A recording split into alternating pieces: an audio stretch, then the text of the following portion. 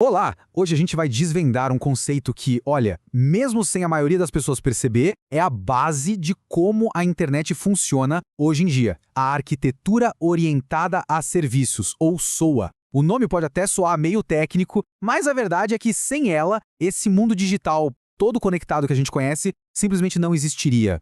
Para começar, vamos pensar um pouco nesta pergunta aqui. Como é que pode, hoje, um aplicativo de carona conseguir usar um serviço de mapas que, por sua vez, usam de pagamentos e tudo isso de forma super fluida? Lá nos primórdios da web, isso era, nossa, impensável. A resposta para essa evolução toda está justamente na arquitetura que vamos analisar. Certo. Então vamos voltar um pouquinho no tempo. Para a gente entender a solução que a SOV trouxe, primeiro a gente tem que entender o tamanho do problema que ela veio resolver. E lá nos anos 90, a internet tinha uma barreira de comunicação que era fundamental. Essa imagem aqui resume bem a ideia. A internet daquela época era basicamente um monte de ilhas isoladas. Cada site, cada servidor era um silo. A informação até estava lá, mas ficava presa, sabe? Só dava para acessar com um navegador. Não tinha ponte, não tinha barco. Os dados não conseguiam viajar de uma ilha para outra de forma automática. E a consequência disso era gigantesca. Imagina que um sistema precisasse consultar os catálogos de vários fornecedores. Não tinha como. Essa troca automática de dados, a integração entre empresas diferentes, tudo isso era um sonho bem distante. Era como se cada sistema falasse o seu próprio idioma, sem nenhum tradutor universal para fazer a ponte. E foi nesse cenário de isolamento digital que apareceu uma solução assim muito elegante e poderosa para derrubar esses muros. A ideia central foi transformar as funcionalidades em serviços independentes. Mas o que é exatamente um serviço nesse contexto? Pensa nele como uma tarefa especializada que é oferecida por alguém. O ponto mais importante, como diz a definição, é que o serviço é independente de quem o está usando. Por exemplo, um serviço que converte moedas não quer nem saber se quem o chamou foi um site de e-commerce ou um aplicativo de banco. Ele só executa a função dele, e pronto. E isso nos leva direto para a arquitetura orientada a serviços. A SOA é, no fundo, uma filosofia de como projetar sistemas.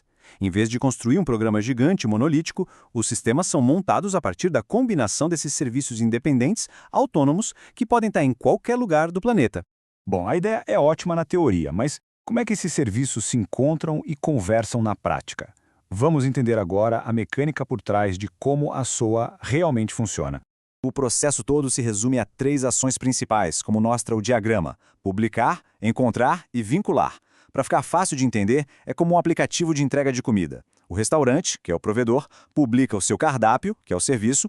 O cliente, o solicitante, usa o aplicativo para encontrar esse serviço e, finalmente, quando faz o pedido, ele se vincula ao serviço do restaurante. A lógica da SOA é exatamente essa.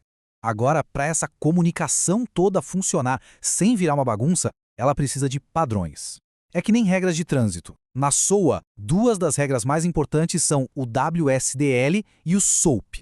Pensa no WSDL como se fosse o manual de instruções do serviço, ou o cardápio, como a gente falou. Ele descreve direitinho o que o serviço pode fazer. Já o SOAP é o formato da mensagem. É a língua universal que todo mundo combinou de usar para fazer um pedido e receber a resposta. Este slide aqui ilustra perfeitamente o papel do WSDL. Basicamente, ele responde a 3 perguntas fundamentais. A primeira é: o quê? Que operações esse serviço consegue fazer? A segunda é: como? Que protocolo de comunicação a gente tem que usar? E a terceira é: onde? Qual é o endereço exato desse serviço na internet? Com essas 3 respostas na mão, qualquer sistema consegue se conectar. A teoria é bem interessante, mas vamos deixar isso tudo mais concreto. Vamos ver agora um exemplo prático de como a SOA funciona no mundo real, no nosso dia a dia. Então, imagine um sistema de informação de um carro moderno. Ele precisa dar para o motorista, em tempo real, dados sobre o tempo, o trânsito, pontos de interesse e tudo no idioma certo. Tentar construir um sistema que fizesse tudo isso do zero seria um pesadelo de tão complexo. Com a SOA, em vez de construir tudo, o sistema passa a ser um maestro de vários serviços especializados.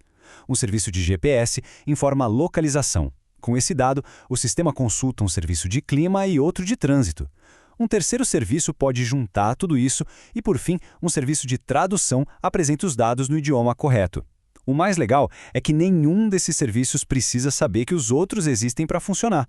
E aqui está o pulo do gato. O sistema do carro não está amarrado a um único fornecedor de mapas ou de previsão do tempo.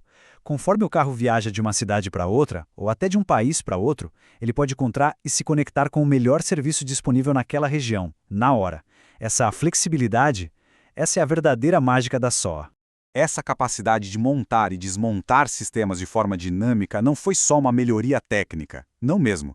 Ela provocou uma mudança fundamental na forma como as empresas e a própria tecnologia começaram a funcionar. Essa citação, lá de 2005, resume perfeitamente o impacto nos negócios. A promessa era o quê? Melhorar a agilidade, acelerar o lançamento de produtos, reduzir custos, e foi exatamente o que aconteceu. A SOA permitiu que as empresas reaproveitassem funcionalidades para criar coisas novas muito mais rápido, aumentando a eficiência de um jeito impressionante. O legado da SOA é simplesmente imenso. Ela abriu o caminho para a computação em nuvem, um modelo onde basicamente tudo é oferecido como um serviço. Ela permitiu um nível de cooperação entre empresas que antes era impensável, automatizando cadeias de produção inteiras.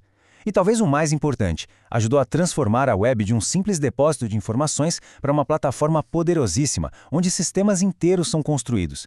Isso nos leva a uma reflexão final. A ideia que começou lá com a SOA, hoje está em todo lugar. A gente está entrando num mundo onde cada funcionalidade, seja inteligência artificial ou um banco de dados, pode ser simplesmente assinada como um serviço. A pergunta que fica é, se é possível compor qualquer capacidade digital como se fossem peças de Lego, quais serão as próximas grandes inovações que essa arquitetura vai permitir? A história da composição de serviços, pelo jeito, está só começando.